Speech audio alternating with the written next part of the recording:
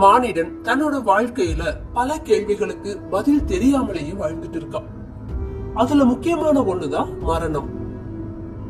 இத்தனை விஞ்ஞான வளர்ச்சிக்கு அப்புறமாவும் மரணத்துக்கு அப்புறமா என்ன நடக்குது அப்படிங்கிறது விடை தெரியாத ஒரு கேள்வியாவே இருக்கு. இதனாலேயே இறப்புனாலே நம்மளுக்கு ஒரு அச்சம், மனசுல ஒரு வித பயம். அதுதான் நம்மளோட முடிவா, இல்ல அதுக்கப்புறமாவும் இன்னொரு பிறப்பு அல்லது ஒரு வாசல் காத்திருக்கா? இது விடை காண முடியாத ஒரு கேள்வி. இறப்பிற்கு பின் நடப்பது என்ன? இந்த கேள்விக்கு ஆளாளுக்கு ஒவ்வொன்னா பதில் சொன்னாலும் சொல்லறவங்களே அதை நிரூபிக்க முடியாம திண்டாடுறதுனால இப்படித்தான் நடக்குன்னு ஆணித்தனமா நம்புறதுக்கும் நம்மோட மனசு மறுக்குது. இறப்புக்கு அப்புறமா என்ன நடக்கும், எது நடக்கும், அதுக்கப்புறமா ஏதாச்சும் நமக்குன்னு வாழ்க்கை இருக்கா, இப்படிங்கிற குறுகுறுப்பு எல்லாரோட மனசுலும் இருக்குதுங்கிறது மறுக்க முடியாத உண்மை. இறப்புக்கு அப்புறமா நம்மளோட உயிருக்கு என்னவாகும்? அது எங்க போகுது? சொர்க்கத்துக்கா இல்ல நரகத்துக்கா? யமகிங்கர்கள் உயிரை அழைச்சிட்டு போவாங்களா? நம்ம செஞ்ச பாவ புண்ணியங்களுக்கு ஏற்ப யம தர்மன் நம்மளுக்கு தண்டனை தருவாரா? இப்படிப்பட்ட குழப்பங்கள் நம்மளுக்கு நிறையவே இருக்கு. அறிவியலே விடை சொல்ல திணற மரணத்துக்கு பின் என்னங்கிற கேள்விக்கு இந்து மதம் விளக்கமாவே பதில் தருது. உடலை விட்டு பிரிந்து உயிரடைகிற நிலைகள் என்ன, அது எப்படியெல்லாம் பயணப்பட்டு நரகலோகத்தை அடையுது, உயிர் ஆவியா அலையிறதுக்கு என்ன காரணம், ஆவியா அலையிற உயிர் எதுக்காக மற்றவங்களுக்கு துன்பத்தை தருது, அகால மரணம் எதனால ஏற்படுது, மறு ஜென்மங்கிறது உண்டா? இந்த மாதிரியான பல கேள்விகளுக்கான பதில் கருட புராணத்துல இருக்கு. அதெல்லாம் சரிதான், கருட புராணத்துல சொல்லி இருக்கிறதெல்லாம் உண்மைதானு யாராச்சுனாலையும் கன்ஃபார்ம் பண்ண முடியுமா? இங்க பிரச்சனை என்னன்னா, இறந்த ஒருத்தரே திரும்பி இப்படித்தான் இருந்துச்சுன்னு சொல்ல முடியாது. அதானே, செத்து செத்து விளையாடுற ஆள் இங்க யாராச்சும் இருக்காங்களா அப்படி கன்ஃபார்ம் பண்றதுக்கு அப்படின்னு நம்ம யோசிச்சுட்டு இருக்கிறப்பவே, அட ஆமாங்க கொஞ்சம் பேர் இருக்காங்க அப்படிங்கிற ஒரு பதில் வரப்ப நம்மளுக்கு எப்படி இருக்கும்? 2011 வருஷத்துல இங்கிலாந்துல ஒரு பேஷண்ட ஐசியூக்கு கொண்டு போனாங்க. பேஷண்ட பாத்துட்டு இருக்கிறப்பவே அவருக்கு ஹார்ட் அட்டாக் வந்துருச்சு. ஒரு வழியா அவரை காப்பாத்திட்டாங்க. பழிச்சதுக்கு அப்புறமா அவர் என்ன சொன்னாருன்னா, என் உடம்புல இருந்து நான் வெளியே வந்தேன், ரூம்ல ஒரு ஓரமா நின்று எல்லாரும் என்ன செய்யறாங்கன்னு வேடிக்கை பார்த்தேன். ஒரு வழுக்கத்தலை டாக்டரும் ஒரு நர்ஸும் எனக்கு ஷாக் ட்ரீட்மெண்ட் கொடுத்துட்டு இருந்தாங்க அப்படின்னு ஞாபகம் வந்ததுக்கு அப்புறமா அங்க நடந்த எல்லாத்தையும் படத்துல பார்த்தது மாதிரி அவர் சொன்னாரு. ஆனா அது வரைக்கும் அவங்கள இவரு நேர்ல பார்த்தது கூட இல்ல. இறந்து போயிட்டுதான் கருதப்பட்ட ஒருத்தர் தகனம் செய்யறதுக்கு முன்னாடி எழுந்து வந்த அதிசயம் உறவினர்களை ஆச்சரியப்படுத்துச்சு அப்படின்னு நாமளும் லோக்கல் நியூஸ்ல எப்பவாச்சும் கேள்விப்பட்டிருப்போம். அப்படி நம்ம ஊர்ல இறந்து போய் எழுந்து வந்த ஒருத்தருக்கு ஏற்பட்ட அனுபவம் எப்படி இருந்துச்சுன்னா, இறக்குற நிலைமையில அவர் இறந்து விட்டதா டாக்டர் சொல்றதா அவர் காதாலேயே கேட்கிறாரு. அதுக்கப்புறமா ஒரு சத்தம் இல்ல ஒரு குரல் கேட்குது. அப்புறம் ஒரு இருட்டு சுரங்கப்பாதை மாதிரியான ஒண்ணு புலப்படுது. அவரால தன்னோட உடல் அந்த சுரங்கப்பாதையில போகிறத பார்க்க முடியுது. அதுக்கப்புறம் முன்னால இருந்த நிறைய பேரை அவர் சந்திக்கிறாரு. ஒரு ஒளி சக்தி அவரோட வாழ்க்கையில நடந்த நிகழ்ச்சிகளை எல்லாம் படம் பிடிச்சு காட்டுது. அதுக்கப்புறம் ஏதோ ஒரு தடை அவர் வந்த இடத்துக்கே திரும்பி போகணும்னு காட்டுது. அப்புறம் அவர் தன்னோட உடலுக்கே திரும்பி மறுபடியும் உயிர் பெற்றாரு. இந்த தகவல்களை எல்லாம் அப்படியே வச்சுக்கிட்டு பல்லாயிரக்கணக்கான ஆண்டுகளுக்கு முன்னாடி சொல்லப்பட்ட கருட புராணம் என்ன சொல்லுதுன்னு பார்த்தா அதோட உண்மை தன்மை என்னங்கிறது நம்மளுக்கு புரியும். பூலோகத்துல மரணம் அடைஞ்சவங்களை எடுத்துட்டு போகிறத பார்த்த கருடன் நாராயணன் கிட்ட, பரந்தாமா, மரணம் அடைஞ்சவங்களை எடுத்துட்டு போகிறத பார்த்தப்ப எனக்குள்ள பல்வேறு சந்தேகங்கள் முளைச்சுது. அத பத்தி உங்ககிட்ட கேட்டு தெரிஞ்சுக்கிறதுக்காகத்தான் நான் இங்க வந்திருக்கேன். பகவானே, இந்த உலகத்துல பிறப்போ இறப்போ மாறி மாறி நிகழ்ந்துட்டு இருக்கு. மனிதர்கள் இந்த உலகத்துல பிறந்து வாழ்ந்து வாழ்க்கையுடைய அனுபவங்களை எல்லாம் பெற்று கடைசியா மரணம் அடையறாங்க. அவங்கள சில உயிர்கள் சொர்க்கத்துக்கு போகிறதாகவோ, சில உயிர்கள் மரணத்துக்கு அப்புறமா யமதர்மனுடைய விசாரணை மற்றும் தண்டனைகளுக்கு அப்புறமா வேறு ஒரு உடலை அடைவதாகவோ, மற்றும் சில உயிர்கள் நரகத்துக்கு போவதாகவோ, சில உயிர்கள் பிசாசுகளா அலைந்து திரிவதாகவும் சொல்லறாங்க. இதுல எது உண்மை? மரணத்துக்கு அப்புறமா மனித உயிர்கள் சொர்க்கத்துக்கும் நரகத்துக்கும் போக வேண்டிய காரணம் என்ன? மனிதன் உலகத்துல வாழற காலத்துல தீராத நோய்கள் உண்டாவதன் காரணம் என்ன? பிசாசு ஜென்மங்கள் எதனால தோன்றுது? அவை எப்போது தீரும்? உயிர்கள் மரணத்துக்கு அப்புறமா மீண்டும் இந்த உலகத்துல பிறவாதபடி முக்தி பெற்று அடையிற பாக்கியம் எப்ப கிடைக்கும் அப்படின்னு கேட்டாரு. கருடா, நீ நல்ல கேள்விகளை கேட்ட. நீ கேட்டவை அனைத்துமே உலகினருக்கு புரியாத ரகசியங்கள். அத நான் இப்ப உனக்கு சொல்லறேன், கவனமா கேளு அப்படின்னு சொல்லி ஸ்ரீமத் நாராயணன் கருடனுக்கு சொன்ன கருத்துகள் தான் கருட புராணம்னு அழைக்கப்படுது. இந்த புராணம் படிச்சு பயப்படுறதுக்காக இல்ல, நம்மளோட மனசை பக்குவப்படுத்திக்கிறதுக்காகத்தான். இறப்பு என்பது எவ்வாறு நிகழ்கிறது? ஒரு மனுஷன் இந்த பூவுலகத்துல பிறந்து எத்தனை நாட்கள் வாழ்ந்தாலும் என்னைக்காச்சும் ஒரு நாள்ல இறப்பதுங்கிறது நிச்சயம். இந்த உலகத்துல மனுஷன் பிறப்பது எப்படி உண்மையோ அந்த மாதிரியே அவன் மரணம் அடைஞ்சே தீரணும் அப்படிங்கிறது உண்மை. ஒருத்த இந்த உலகத்துல பிறந்து திருமணம் செஞ்சு மனைவி மக்களோடு வாழறான். பொன்னாசையால தேடி தேடி செல்வத்தை சேர்க்கிறான். மண்ணாசையால நிலத்தையும் வீடுகளையும் வாங்கி குவிக்கிறான். ஆனா பாருங்க, மரணம் வந்து நிக்கிறப்ப அவனோட உற்றாரும் உறவினர்களும் பார்த்துட்டு இருக்கிறப்பவே தான் சேர்த்து வச்ச பொண்ணையும் பொருளையும் அப்படியே விட்டுட்டு தான் மட்டுமே போயிடறான். பூ உலகத்துல பிறக்கிறப்ப எப்படி அவன் தனியா வந்து பிறந்தானோ அதே மாதிரி மரணத்தப்பவும் தனியாவே இந்த உலகத்தை விட்டு போகிறான். அந்த நேரத்துல அது வரைக்கும் அவன் சம்பாதிச்ச பொண்ணையும் மணியையும் மண்ணையும் செல்வங்களையும் அவன் கூடவே சேர்ந்து அனுபவிச்ச அவனோட மனைவியும் மக்களும் உற்றாரும் உறவினரும் அவனோட உயிரற்ற உடலை பார்த்து கொஞ்ச நேரம் அழுவாங்க, புலம்புவாங்க. அதுக்கப்புறமா அவனை இடுகாட்டுல கொண்டு போய் அவனோட உடலை எரிச்சிட்டு தன் வழியா போயிடுவாங்க. அவன் கூட சேர்ந்து பயணிக்கிறது அவன் செஞ்ச பாவ புண்ணியங்கள் மட்டும்தான். இது இப்படி இருக்கிறப்ப தன்னுடைய மனைவி மக்கள் உற்றார் உறவினர்களுக்காக ஒருத்த மண்ணையும் பொண்ணையும் சம்பாதிக்க நினைக்கிறான். அதனால உலகத்துல எத்தனையோ பாவங்களை செய்யறான், பொய்களை சொல்லறான், மத்தவங்களை வஞ்சிக்கிறான், பேராசையால நீதிக்கு புறம்பா செயல்படவும் துணியறான். இப்படியெல்லாம் அவன் சம்பாதிச்ச செல்வங்களை எல்லாம் அவனோட மனைவியும் மக்களும் உற்றாரும் உறவினரும் அனுபவிக்கிறாங்க. ஆனா அவன் செஞ்ச பாவங்கள்ல யாருமே பங்கேற்க விரும்புவது இல்ல அப்படிங்கிறத அவன் நினைச்சு கூட பார்க்கறது இல்ல. ஒருத்த தன்னோட உற்றார் உறவினருக்காக செஞ்ச பாவங்களுடைய பலனை எல்லாம் அவன் மட்டுமே அனுபவிக்க வேண்டி இருக்கு. சரி, மரணத்தப்ப உற்றாரும் உறவினரும் தான் அவனை கைவிட்டுட்டாங்கன்னா நியாயத்துக்கு புறம்பான செயல்களை புரிஞ்சு அவன் சம்பாதிச்ச பொருளாச்சும் அவன் கூட போகுமானா? அதுவும் இல்ல. அதெல்லாம் இந்த உலகத்திலேயே தங்கிடுது. யமன் மனிதனுடைய உடல்ல இருந்து வேறு எதனையும் தவிர்த்து அவனுடைய உயிரை பறிச்சுட்டு போகிறது தான் இறப்பு. மரணம் நிகழற வேளையில ஒருவனுடைய அங்கங்கள் பலவீனம் அடையும். பல லட்சம் தேள்கள் தீண்டுவதை போல அவன் உணரறான். அப்ப அவன் மரண பீதிய உணரறான். உணர்வு நிலையிலிருந்து உணர்வற்ற நிலை அவனை ஆட்கொள்ளுது. யம தூதர்கள் அவனோட உயிரை தொண்டை குழிக்குள்ள தள்ளி கொஞ்ச நேரம் அங்கேயே இருக்க விடுறாங்க.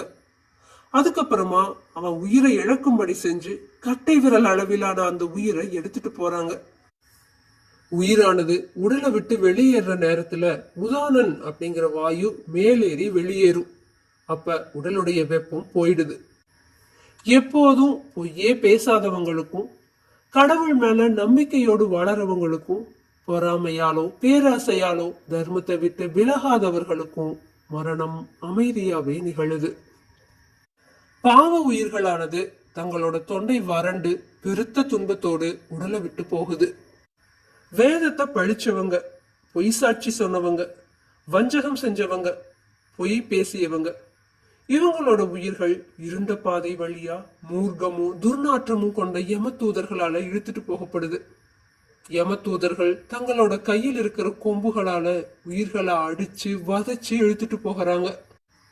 அச்சம் கொள்ள வைக்கிற அந்த பாதையில உயிர்கள் நடுநடுங்குது. அந்த உயிரானது தன்னுடைய தாய் தந்தையர் மற்றும் மக்களை உதவி கேட்டு அழைக்குது. ஆனா அந்த உயிர்களுடைய குரலானது பலவீனமா உள்ளுக்குள்ளேயே முடங்கிடுது. ஒருத்த இறந்த அந்த கணத்திலேயே அது வரைக்கும் அந்த உயிர் தங்கி இருந்த உடலானது மற்றவங்களால தீண்டத்தகாதபடியும் அச்சம் கொள்ளத்தக்கதாகவும் மாறிடுது. உயிரற்ற அவனோட உடலை உற்றாரோ உறவினரோ மயானத்திற்கு எடுத்துட்டு போய் தகனம் செஞ்சுட்டு அவங்களுடைய வழியில போயிடுவாங்க. மயானத்துல அவனோட உடலுக்கு வைக்கப்படுற நெருப்பானது அவனோட உடலை எரிச்சு சாம்பலாக்கிடுது. ஆனா அதுக்கப்புறமா அவன் செல்ல வேண்டிய பயணத்துல அவன் செஞ்ச பாவங்களும் புண்ணியங்களும் தான் துணைக்கு வரும். உயிர்களை பறித்து செல்லும் யமன் என்றொருவன் இருக்கிறான். அவன் வாழ்வின் இறுதி காலத்தில் வந்து நம்மை அழைத்து செல்வான். அவன் கையில் இருந்து யாரும் தப்பிக்க முடியாது அப்படிங்கறத உணர்ந்த ஒருத்தன் இதுவரைக்கும் கடந்த காலத்தை பத்தி நினைச்சு பார்ப்பா. இனி வர காலத்தை பத்தியும் எண்ணி பார்ப்பா. இன்னைக்குத்தான் என்னோட மரணம் அப்படின்னு அறியாத எனக்கு முன்னாடி யமன் வந்து நின்னா என்ன செய்வ அப்படின்னு நினைச்சு அந்த காலத்திலிருந்தே வேதங்கள் சொல்ற நல்ல தர்மங்களை செஞ்சு நல்ல வழியில வாழ்வான். ஒருத்தன் தனக்குரிய கர்மங்களை தவறாம செஞ்சு வந்தாலே அந்த கர்மங்களே அவனை காப்பாத்தும். பல கோடி பிறவிகள் எடுத்ததுக்கு அப்புறமா தான் ஒருத்தருக்கு ஸ்வர்க்கத்தை அடையிற பாக்கியமும் மோட்சத்தை அடையிற பாக்கியமும் கிடைக்கும். அப்பேற்பட்ட சிறப்புடைய ஸ்வர்க்கத்தையும் மோட்சத்தையும் அடையிறதுக்கு மனித பிறவியே பொருத்தமானதா இருக்கு. சிறப்பு வாய்ந்த அப்படிப்பட்ட மானுட பிறவியை பெற்றும் நல்ல உலகத்துக்கு அழைச்சிட்டு போகிற நல்ல செயல்களை செய்யாம நரகத்துக்கு நம்மளை இழுத்துட்டு போகும்படியான தீய செயல்களை புரிஞ்சு மானுட பிறவிய நிறைய பேர் வீணாக்கிட்டு இருக்காங்க. மண்ணின் மீதும் பொன்னின் மீதும் பெண்ணின் மீதும் தீராத மோகம் கொண்டு இந்த 3 வித ஆசைகள்னால புத்தி மயங்கி செய்ய தகாதனவற்றையெல்லாம் செஞ்சு தர்மத்துக்கு எதிராக நடப்பவன விலங்குகளுக்கு ஒப்பாகத்தான் கருதணும். அப்படிப்பட்ட கொடிய மனிதனை விட தீயவன் வேற யாருமே இல்லை. ஆசைங்கிற தீப்பொறி மேலும் மேலும் வளர்ந்து பேராசைங்கிற பெருநெருப்பா வளருமே அன்றி அது ஒருபோதுமே அணையாது. ஆசை கொண்டவனுக்கு ஒன்ன பெற்றா இன்னும் எதையேனும் பெறணும் அப்படிங்கிற எண்ணம் தான் ஓங்கும். அவன் இதுவரைக்கும் பெற்றதை மட்டுமே வச்சு அவனோட மனசு ஒருபோதும் திருப்தி அடையாது. 100 பொற்காசுகளை பெற்ற ஒரு மனுஷன் 1000 பொற்காசுகளை பெற ஆசைப்படுறான். 1000 பொற்காசுகளை பெற்ற மனுஷன் 1,00,000 பொற்காசுகளை பெற ஆசைப்படுறான். 1,00,000 பொற்காசுகளை பெற்றவனோ கோடி பொற்காசுகளுக்கு ஆசைப்படுறான். ஆசை ஒருபோதும் திருப்தி அடையறதில்ல. மண்ணின் மீது உருவாகிற ஆசை அடுத்து பொன்னின் மீது பதியுது. அவ்வாறு உருவான பொன்னாசை அடுத்து பெண்ணின் மீது பதியுது. மண்ணாசை, பெண்ணாசை, பொன்னாசைன்னு 3 வகை ஆசைகளும் பெருக பெருக ஒரு மனிதன் தன்னுடைய மனித நிலையிலிருந்து தவறிவிடறான். இப்படி 3 வகை ஆசையை கொண்ட மனிதன் தன்னுடைய ஆசைகளை நிறைவேற்றிக் கொள்றதுக்காக எத்தகைய பாவ செயல்களையும் செய்ய துணியறான். பாவங்களான பெற்ற அனைத்து செல்வங்களையும் தன்னிடமே வச்சு பாதுகாக்கிற சுயநலக்காரனா மாறறான். ஆசையினால பொருள் சேர்க்க நினைக்கிறவன் பொருள் கொடுப்பார் அப்படின்னு நம்புற எல்லாரையும் பொய்யா போற்றுறான், போலியா மரியாதை செய்யறான். அதனால மற்றவங்களுடைய ஏளனத்துக்கும் இழிசொல்லுக்கும் ஆளாகிறான். கடைசியா நரகத்தை அடையறான். அழிவுக்கு காரணம் ஆசையே அப்படின்னு உணர்ந்து மனசை அடக்கி நிலைநிறுத்தி வாழ்ந்தும் அத மற்றவங்களுக்கு போதிச்சு வாழ்பவருமாகிய மகான்களும் ஞானிகளும் எல்லாராலும் போற்றப்படுறாங்க. அவங்க இந்த பூலோக வாழ்வு முடிஞ்சதுக்கு அப்புறமா ஸ்வர்க்கத்தை அடையறாங்க. பாவமா இருந்தாலும் சரி, புண்ணியமா இருந்தாலும் சரி, ஒருத்தர் செஞ்ச கர்மவினையுடைய பலனை அவன் மட்டும்தான் அனுபவிக்கணும். இன்னைக்கு இருக்கிறவங்க நாளைக்கு இல்ல அப்படின்னு சொல்ற மாதிரி நிலையே இல்லாததுதான் இந்த உலக வாழ்க்கை. நிரந்தரமற்ற இந்த உலக வாழ்க்கையில ஒவ்வொருவரும் தன்னுடைய நற்கதிக்காக தான தர்மங்களை செய்வது உத்தமம். உடலில் இருந்து உயிர் எப்படி வெளியேறுகிறது? இந்த பூ உலகத்துல வாழ்ந்து நன்மை மற்றும் தீமைகளை அனுபவிச்சதுக்கு அப்புறமா ஒருத்தர் செஞ்ச வினைகளுக்கு ஏற்ப மரண நிலைக்கு அவன் தள்ளப்படுறான். ஒருத்த நோயில விழறதோ அவனோட பூர்வ வினைகளின் பலனாலதான் நடக்குது. மரணமும் அவன் செஞ்ச பாவ புண்ணியங்களுக்கு ஏற்பவே நிகழுது. உலக உயிர்களுடைய உயிரை எடுத்துட்டு போகிற அதிகாரத்தை பெற்ற யமதர்மன் நெடிய உருவமும் கரிய நிறத்தையும் கொண்டவர். தன்னோட 4 கரங்கள்ல அம்பு, சங்கு, கதை, பாசம் இந்த மாதிரியான ஆயுதங்களை தரித்தபடி காட்சி அளிக்கிற யமதர்மன் எருமை வாகனத்துல பவனி வருவான். நற்குணம் கொண்ட உயிரை பார்க்கிறப்ப யமதர்மன் சாந்தப்படறான். அதே நேரத்துல தீய கர்மங்கள் செஞ்ச உயிரை பார்த்து கோபமடையறான். ஒரு மனிதனோட மரண வேலை வந்த உடனே யமதர்மன் தன்னோட தூதுவர்கள் கிட்ட அந்த மனிதனோட உயிரை பிடித்து வரும்படி கட்டளையிடறான். ரொம்ப கொடூரமான உருவத்துடனும் சிவந்த கண்களுடனும் கரிய நிற ஆடையை உடுத்திய யமதர்மனுடைய தூதுவர்கள் தங்களுடைய கைகள்ல பாசம், முசலம் இந்த மாதிரியான ஆயுதங்களை தாங்கி இருப்பாங்க.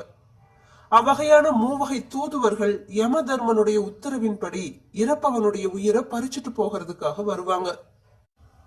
ஒருத்தனுக்கு மரணம் நிகழற வேளையில இறப்பவனுடைய உடல் அங்கங்கள் தன்னோட சக்தியையும் உணர்வையும் இழக்க தொடங்கும். அப்ப அவ ரொம்ப பயங்கரமான தோற்றத்தை கொண்ட யமதர்மனை நேரில் பாக்குறான். சில உயிர்களை யம தூதர்கள் தடியால அடிக்கிறதையும் மற்றும் சில உயிர்களை நல்ல முறையில அழைச்சிட்டு போகிறதையும் அவ பாக்குறான். அப்ப உயிரானது சூட்சும உருவத்துல தொண்டை குழிக்கு வந்து சேருது. உயிரானது மனித சரீரத்தை விட்டு விலகிறப்ப நவ வாசல்களின் வழியாகவோ இல்ல ரோமக்கால்களின் வழியாகவோ வாயன்னத்தின் வழியாகவோ நீங்கிடும். ஞானிகளுக்கு கபாலம் வழியா நீங்கிற உயிரானது பாவிகளுக்கு அபான மார்க்கமா நீங்கும். உயிரானது உடலை விட்டு நீங்கியதோ மனித உடலானது வேறிருந்த மரம் எப்படி கீழே விழுமோ அந்த மாதிரி பூமியில விழுந்து கட்டைய போல கிடக்கும். அதுக்கப்புறம் அந்த உயிரற்ற உடல் பஞ்சபூதங்களோடு ஐக்கியமாகுது. அப்படி வெளியேறிய உயிரானது தெய்வீக பார்வை திறனை பெற்று பிரபஞ்சம் முழுவதையும் ஒரே நேரத்துல கண்டுணர்ற ஆற்றலை பெறுது. மரணம் நிகழ்ந்ததுக்கு அப்புறமா கட்டை விரலின் அளவுடைய உயிரானது ஸ்தூல உடல்ல இருந்து யம தூதுவர்களால வெளியே பறிக்கப்படுது. அவ்வாறு வெளியேறிய ஜீவன் தான் இதுவரைக்கும் தங்கி இருந்த உடலை பார்த்து கதறி அழுது, சுவாசமும் வாழ்வும் இல்லாம போன தன்னோட மனைவி, புத்திரன் மற்றும் உறவினர்களாலும் கூட தீண்ட தகாதபடி வெறுப்புற வைக்கிற ஜடமா மாறி போன தன்னோட உடலை பார்த்து அது தேம்பி அழுது, இதுவரைக்கும் நான் தங்கி இருந்த இந்த உடலை இனி புழுக்கள் தின்னுமோ இல்ல அழுகி குப்பையா மாறுமோ இல்ல எரிஞ்சு சாம்பலா போகுமோ அப்படின்னு அந்த ஜீவன் பரிதவிக்குது. அப்ப வாழ்நாள் முடிவுற்ற மனிதனோட உயிரை பாசத்தால கட்டி வாய ரூபமான ஒரு தேகத்துக்குள்ள அடைச்சு யமலோகத்துக்கு யம தூதுவர்கள் கூட்டிட்டு போவாங்க. யமலோகமானது பூவுலகத்திலிருந்து 86,000 காத தூரத்துல இருக்கு. யமனோட மாளிகையை அடைஞ்சதோ அவங்க யமதர்மன் கிட்ட, தர்மராஜனே, தாங்கள் உத்தரவிட்டவாறே வாழ்நாள் முடிவுற்ற இந்த மனிதனுடைய உயிரை நாங்கள் கொண்டு வந்து விட்டோம் அப்படின்னு பணிவா சொல்லுவாங்க.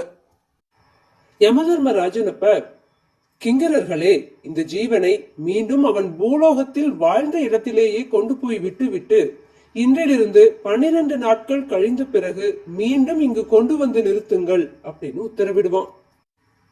யம தூதர்களோ யமதர்மராஜனோட ஆணைப்படி மறுகணமே அந்த ஜீவனை பிடிச்சு சில நொடிகள்லேயே 86,000 காத தூரத்தையும் கடந்து அந்த ஜீவனோட வீட்டுக்கே கொண்டு வந்து விட்டுடுவாங்க. ஒருத்த இறந்த உடனே அவனோட ஜீவன் யம தூதர்களால யமலோகத்துக்கு கொண்டு செல்லப்பட்டு சில நிமிடங்கள்லேயே மறுபடியும் பூலோகத்துக்கு திரும்பி வருவதால ஒருவன் இறந்து சில நாளிகை பொழுது கழிஞ்சதுக்கு அப்புறமா தான் அவனை புதைக்கவோ அல்லது தகனம் செய்யவோ வேணும். இந்த நேரத்துல ஜீவனுக்கு வாயு ரூபம் மட்டும்தான் உண்டு. யம தூதர்களால பூலோகத்துல கொண்டு வந்து விடப்பட்ட அந்த ஜீவன் தன்னுடைய சிதை வைக்கப்பட்டிருக்கிற இடத்துக்கு 10 முழ உயரத்துல ஆவி வடிவத்துல நின்னு தன்னுடைய உடலுக்குள்ள மறுபடியும் புக முடியாம வருத்தப்படும். இது நாள் வரைக்கும் தங்கி இருந்த உடலானது தன்னோட கண்ணுக்கு முன்னாலேயே எரிஞ்சு சாம்பலா போகிறத பார்த்து, ஐயோ ஐயோ, என்னுடைய உடல் நெருப்புல அழியுதே அப்படின்னு வாய் விட்டு கதறி அழும். அதே நேரத்துல அந்த ஜீவன் தான் பூலோகத்துல வாழற காலத்துல புண்ணிய செயல்களை செஞ்சு நல்ல கதி பெற்ற ஜீவனாய் இருந்தா பாவத்துக்கு ஆதாரமா இருக்கிற இந்த உடல் நெருப்புல எரிஞ்சு அழிஞ்சது நல்லதுதா அப்படின்னு மகிழ்ச்சி அடையும். சிதையில வைக்கப்படுற நெருப்புல அங்கங்கள் அனைத்தும் எரிஞ்சு சாம்பலானதுக்கு அப்புறமாவும் அந்த பாவ ஜீவனுக்கு தன்னுடைய உடலின் மீதுள்ள ஆசையும் தான் சேர்த்து வச்ச உடைமைகளின் மீதான விருப்பமும் தன்னுடைய மனைவி, மக்கள், உற்றார், உறவினர் மீதான எண்ணமும் ஒழியாது.